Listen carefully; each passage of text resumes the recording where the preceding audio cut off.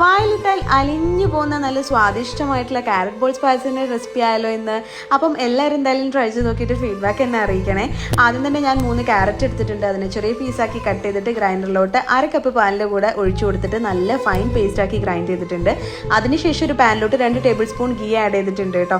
ഗീ എപ്പോഴും ഞാൻ RKGയുടെ ഗീ തന്നെയാണ് യൂസ് ചെയ്യുന്നത്. ആ ഒരു കാര്യത്തിൽ ഒരു കോംപ്രമൈസും ഇല്ല കേട്ടോ. അതിനുശേഷം ഒരു ക്യാരറ്റ് മിക്സ്ചർ ഈ ഒരു ഗീയിലോട്ട് ആഡ് ചെയ്ത് കൊടുക്കുക. എന്നിട്ട് ഒരു നുള്ളു ഉപ്പും 1/2 കപ്പ് പാലും 1/2 കപ്പ് റവയും കൂടി ഇട്ടിട്ട് ലോ ഫ്ലെയിമിൽ ഇട്ടിട്ട് നല്ലോണം ഇളക്കി കുക്ക് ചെയ്തെടുക്കുക കേട്ടോ.